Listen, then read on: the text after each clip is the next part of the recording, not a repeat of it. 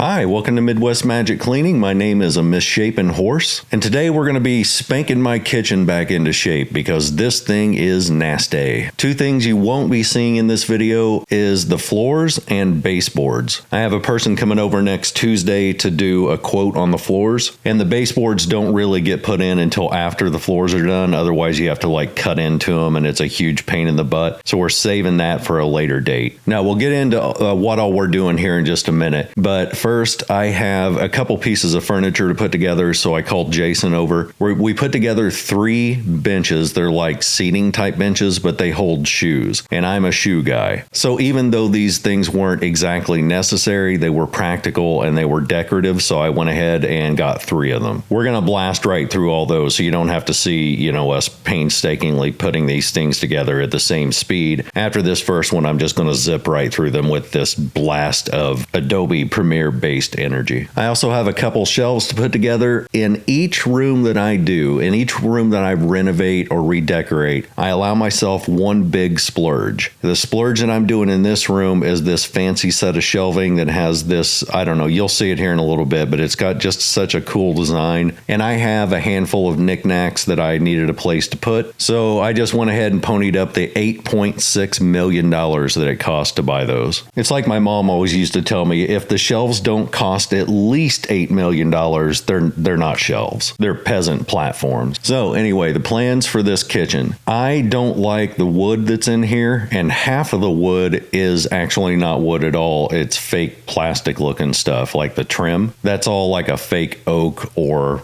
I don't tiger butt wood. I don't know my wood. I just know that it's not real. It's fake, and I'm going to paint over it. Now, last week I did the bathroom, and I have a white, gray, and teal motif going on in there. It's mostly white and gray, but then it has little splashes of teal here and there, and that's just enough to break up the monolith of white. The whole house is going to be based in 4 primary colors: white, a little bit of black, gray, and teal. The thing is, I don't want to have every room to have those specific colors in their entirety. The reason is because it ends up being too much of a good thing, and then the rooms, instead of flowing into each other, just feel like one big slap together project that you did all at once. So in order to alleviate that, I'm doing some rooms in just black and white with a little pop of, maybe teal oven mitts or whatever to hang on the drawers. Maybe a teal clock, something small that just gives a little tiny bubble of color. One room may be gray and white. One room may be all white with one huge big accent wall that's entirely done in peacock teal. That way, those 4 colors are used throughout the house, but they're not all the same color scheme in every single room. This room I'm going to do in black and white, and then it's going to have that 1940s checker pattern on the tablecloth and the backsplash. I haven't done this in this video, but I will be getting a teal KitchenAid,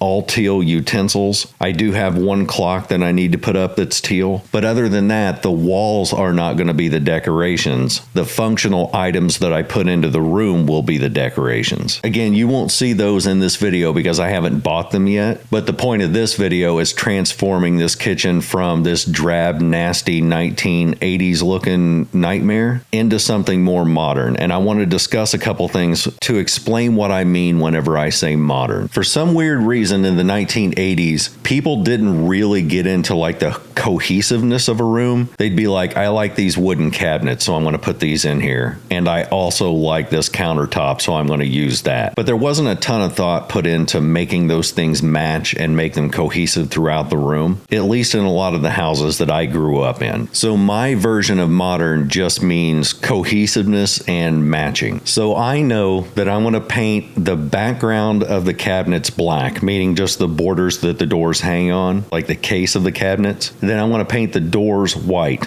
And it may sound god-awful in your head, but wait until we get it done. That means that any of the furniture and shelving units that I put together, I want those to be black because I don't want a ton of, I don't want a black wall, right? I don't want a Dwight Schrute in my walls. What I want is a lot of white and then have the black interrupt that white so it doesn't become like this blinding, glaring monolith of white. I can do that by getting furniture and shelving units that are black or at least have black accents and put those together to interrupt the walls. Another thing, and I think this is really, really important, is to not look at your home as an investment if that's the place where you're planning on living for the rest of your life. If this is your home, do not listen to people who are like, well, don't do this to it because you'll decrease the value. Most of the people who I know who own their own house have bought it so that they can have their house and not using it as like a stock. Those people, who again are the majority of people I know, should be considering a priority list of what their home stands for, what their home's purpose is, because it's not just shelter. It's to bring comfort, safety, and happiness. If you're sitting in your living room watching TV, you should be comfortable and safe and enjoying yourself while doing that. So whenever I'm remodeling or redecorating, I do not look at it and say, will this devalue my home or will this make it worth less? Because quite frankly, I don't care. I value my comfort and happiness way more than I value the monetary worth of that house. And the reason that I say that is because you may want to paint your kitchen some oddball color. You may be like, I want to paint it royal purple. And somebody else will pop up and say, man, nobody is going to buy a house that has a royal purple kitchen. Well, if you're not selling your house, who cares? If you're going to sell it in the future, you can always repaint it to fit the market. If the thing that makes you happy in redecorating or remodeling is something funky and wild and fits your personality, that's exactly what you should be doing during your remodel. Who cares what other people think of the color? This is your house, your comfort. Also, keep in mind that everything you're seeing me do in this kitchen, as well as the bathroom that we did last week, it's all temporary, because at some point down the line, whenever I have the funds to do it, I'm going to renovate the entire house. I'm going to be taking out walls, replacing all the appliances, replacing the cabinets. I'm going to put in brand new countertops. So some of the stuff you'll see me do here is just a temporary solution for a long-term problem. I didn't have the funds or the skill set to replace the countertops, so I just used a peel and stick cover, and I put it on badly. I'm not concerned because it looks good enough, and it only has to last maybe a year. I mean, it still looks really good. The before and after pictures at the end of this video will blow your mind. While we're watching us do that, I've got to tell you a little something about living in South Central Illinois, and there's actually a reason I'm telling you this. We have really, really hot summers that are super humid. The end of winter gets really, really cold, and in both the fall and the spring, the temperature can jump from like 80 or 85 degrees to in the 20s overnight. So you may find yourself running your air conditioner during the day and your heater at nighttime because the temperature changes are so extreme. The reason I'm telling you this is because this house had the most funky setup for heating and air I've seen. It had baseboard heaters, it had 2 gas fireplaces, and then it had a separate AC unit. Those ran on 2 different thermostats on 2 different systems, and it was really weird. So when I first bought the house, I had all that pulled out, including the ductwork, because the ductwork was super screwed, and it cost $17,000 to replace all that. New ductwork, new furnace, new AC unit, all ran on the same system so I could use one thermostat. It really needed to be done. Like, it wasn't a luxury that I did it. The second thing that happened was I had a clog somewhere in my system, so I had Roto-Rooter jet those pipes out, and it worked fine for a couple weeks until I hooked up my washer. Then for some reason, every time the washer drained, air bubbles would come through my toilets, sewer gas would escape into the rooms, and then right after it drained, everything would clog up. I thought it was a vent problem. It turns out it wasn't. We found out the problem. So I had them come back. They rejetted the lines. They pulled mud out of one of the main drains, which means that one of those pipes were cracked or broken and mud was eroding into the main outlet. So then they brought a guy in with a camera, and he ran that up the main line and found that it had separated where the main line met the house. Then as he was pushing through to find out what else he could find, he found a second separation under my crawl space. It was about a 2 to 3 inch gap where the pipes had just come apart, and it was dumping raw sewage directly into my crawl space. So $12,000 later, they had that fixed. Everything's fine now, but it was a huge monetary suplex right in my face. It was a financial stone cold stunner. I'm fine. Don't send me money and crap like that. I'm fine. I was prepared for stuff like this. But I guess the point is, while trying to remodel the house and while trying to renovate it, I ran into, $29,000 worth of problems. But the upside to that is that I have an all new heating and cooling system, all brand new ductwork, and all brand new plumbing. Because when they got underneath the house, they found out that whoever did it was definitely definitely a DIYer. They used the wrong type of pipes. They used the wrong size, the wrong fittings. They didn't glue it down well enough, and it was just completely slapped together. It was a really bad situation. But not anymore. It's all new, so suck it.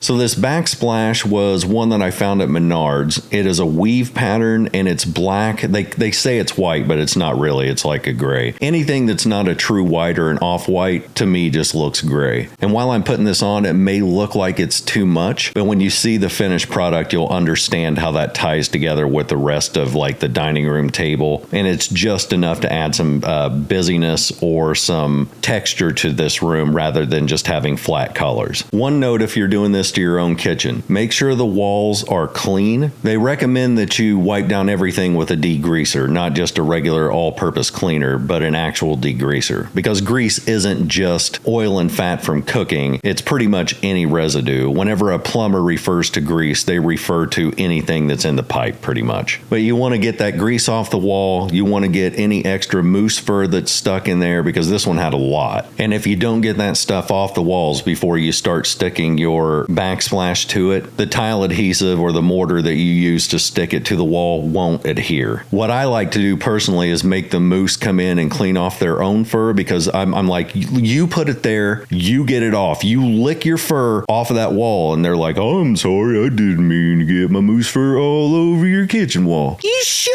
up, moose! You get over there and lick that fur! Okay, I'll get it clean. Shut up, you talking moose! But once that's done, all the mortar and stuff goes on pretty easy. I'm using a 1/8 inch trowel. I think it's called a trowel. It's a thing, an 1/8 inch toothy thingy. Whenever you're using tiles that are smaller than like 8 inches by 8 inches, you don't have to back butter those, meaning you don't have to put the mortar on the back part of the tiles. You do, however, have to cut those tiles to shape because you're going to have some that meet a wall and they'll have these little overlap tiles that stick out further than the rest. It's kind of like a jigsaw puzzle piece. You can use nippers, which I use to get some of those off, or if you have to make bigger cuts, I use a diamond tip grinder blade. I'm going to cut out those noises in this video, by the way, because it was pretty high pitched and noisy and gross sounding. It was kind of like except really, really high pitched.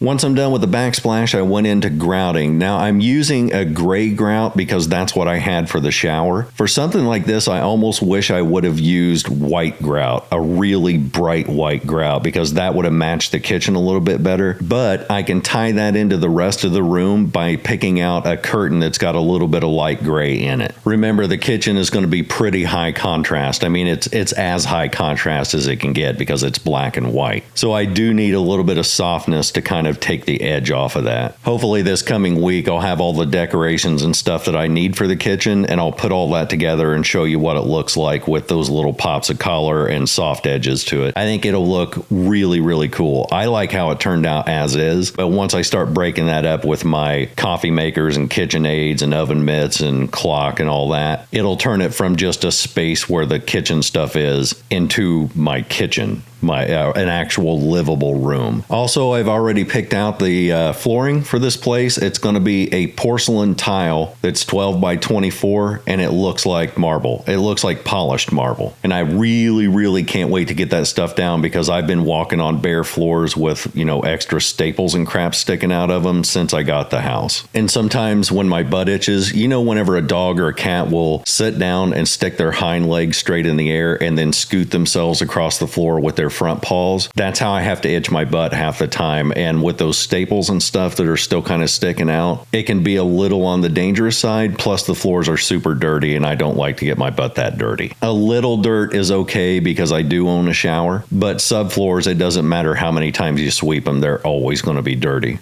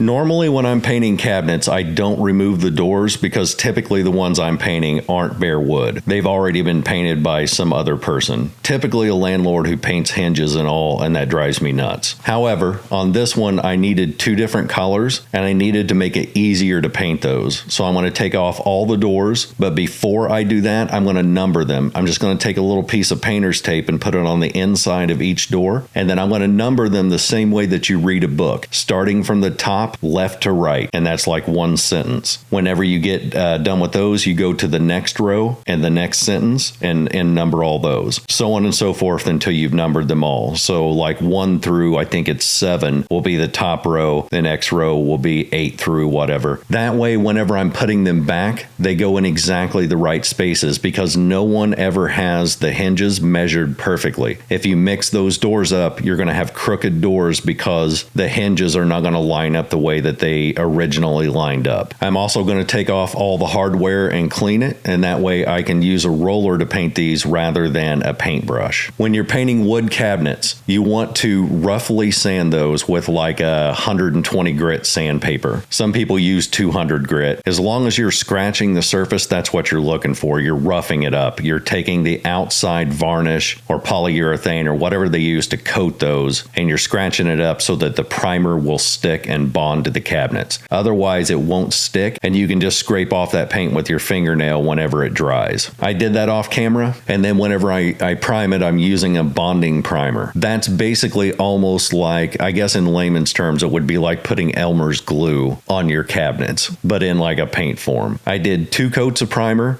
and then I ended up doing 3 coats of paint on both the cabinets and the walls. While I'm doing that, let me give you some updated news for the people who follow the channel. I said last week that my son and his wife hadn't had their baby yet, but it was going to be any time. Right after I posted that video, they had the baby. Her name is Anya. She was 7 pounds, 8 ounces, and 20 inches long with a full head of hair. And she has great big giant eyes, like almost anime type eyes. I'm biased, but I think she's the cutest baby that was ever born in the history of babies and humans and mortals. So while we're watching me do that, let's do some shout outs and give some channel recommendations. These are channels that I personally watch that I think you would like too. One of my favorites for the past year, maybe 2 years, has been DIY Tiff. She's a tiny little powerhouse DIY awesome person. And the great thing about her is not only is she really good at what she does, she's also very funny and very personable, and she leaves in her mistakes.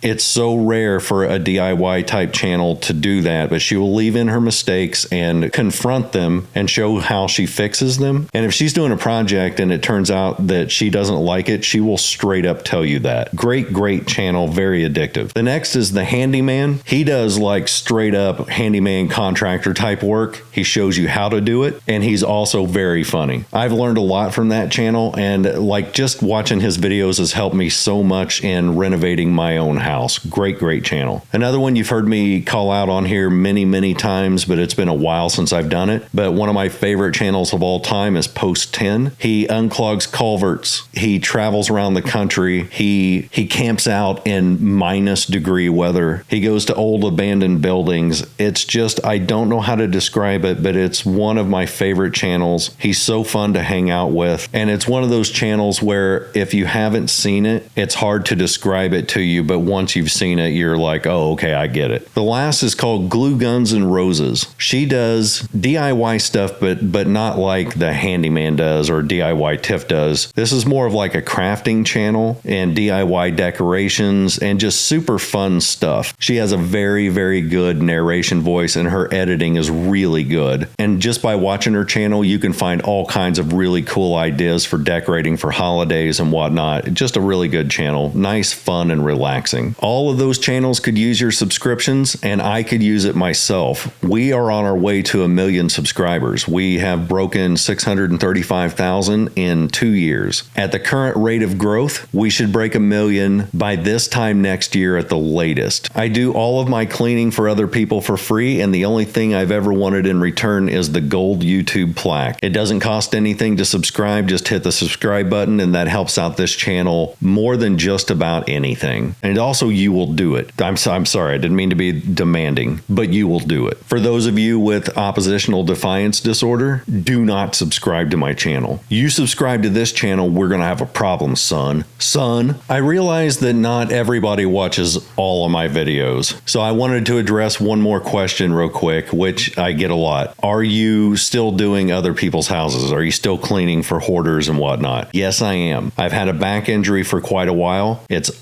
It's like 99% better. I don't normally travel very far to do these cleanings. Normally, I do it within a 30-mile radius of the town that I live in because it's almost an epidemic here. However, there's a person who needs my help who inherited a hoard, and she doesn't know where to start, and it's causing her nonstop panic attacks, and her mental health is declining quickly. She's in Kentucky, so I am going to go down there either this week or next week. I'm not sure when. I want to do it as soon as possible and get her settled. So yes, I'm still cleaning for people. I just needed to take a break from that to, one, let my back heal up, and two, this house desperately needs renovated and redecorated and remodeled, and I needed to get at least those 2 rooms done, the bathroom and the kitchen, so that I could at least live comfortably in my own house. If you don't like that, you can go straight to heck, son. You straight to heck. The primer that I'm using on this, normally I like to use Kills primer, but the store that I went to was out of Kills, so I used what's called Bullseye 123 all surface primer. I don't like it as much as Kills, but it's actually not a bad primer at all. When you're doing straight wood like this that doesn't already have paint on it, you'll want to put at least 2 coats of primer on it. So I double coated all this.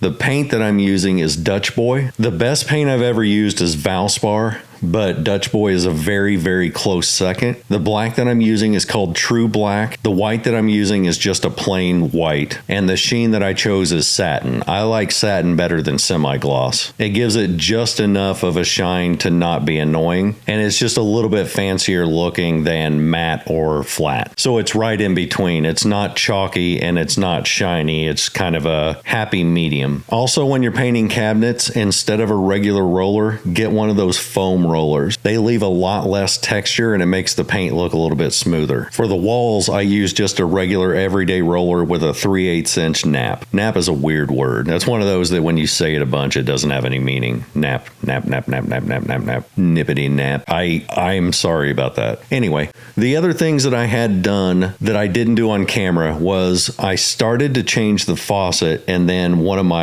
shutoff valves broke, which I knew it was going to whenever I tried to turn it off because it was plastic and cheap and landlordy. So I just called a plumber and said, I will give you $8 trillion if you put in my new faucet, put in new shutoff valves, and then install a new faucet in my bathroom. So you'll see that in the after shot. I got rid of that old nasty faucet and got one of the modern ones. It's like a brushed nickel, and then it has a little pull-out spray thingy on it. Way, way better than that old crappy 1980s faucet.